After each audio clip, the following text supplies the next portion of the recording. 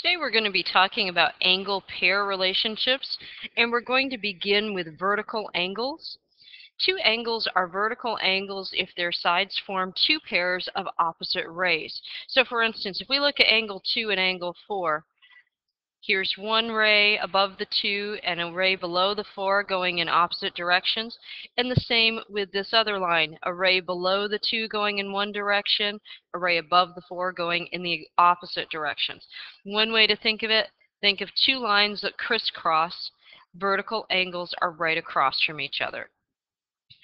So for instance, in this case, angle 2 and angle 4 are vertical angles, and also angle 1 and angle 3 are vertical angles. They're right across from each other. Vertical angles are also congruent. So that means that angle 2 is congruent to angle 4. They have the same measure. And angle 1 is congruent to angle 3. They also have the same measure. Next, we're going to talk about linear pairs. Two adjacent angles are a linear pair if their non-common sides are opposite rays. So for instance, these two angles are adjacent, they share a common side. Notice that you have this ray underneath the 6 going in one direction, the ray under the 5 going in the opposite direction. Together they make a straight line, which leads us to the next part, that the angles of a linear pair add up to 180 degrees. Remember, the measure, or the angle measure of a straight line is 180 degrees. So let's move on. To erase that. Okay, so now we have angle 8 and angle 7 in this picture. We want to know, are they a linear pair? And do they make a straight line together, in other words? Well, yes, angle 8 and angle 7 do make a straight line together. Their non-common sides are opposite rays, so we are going to say yes to that. Angle 6 and angle 7, are they a linear pair? Well, do they create a straight line together? No. No, they don't. So they are not a linear pair. Angle 5 and angle 7, are they a linear pair? Or, I'm sorry, are they vertical angles? Well, no. In order for them to be vertical angles, this line here would have had to have continued. See where my pen is going? I'm going to erase that. It would have had to have continued straight, and then with angle 7 being up here. So, no, those are not vertical angles. Are angle 6 and 8 vertical? No. Same reason. You would have to have this line, say, continue straight. I'm not drawing it straight, but you get the idea.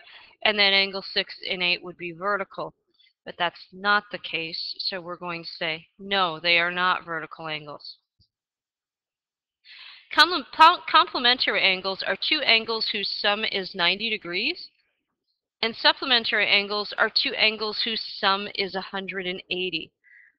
We want to find the measure of each angle in this picture. Well, let's think about it. In this picture, where we have x plus 15 and 3x plus 5, those two angles make a linear pair, so they have to add up to 180.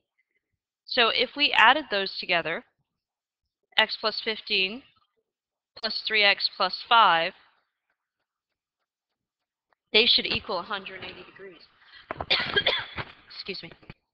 So let's combine our like terms. We have x and 3x gives us 4x.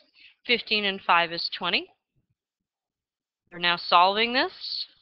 So subtract 20 from each side. So we get 4x equals 160. Divide everything by 4. And x is 40 degrees. Okay. So let's think about it. If we plug those numbers in, 40 plus 15, this angle would now be 55 degrees.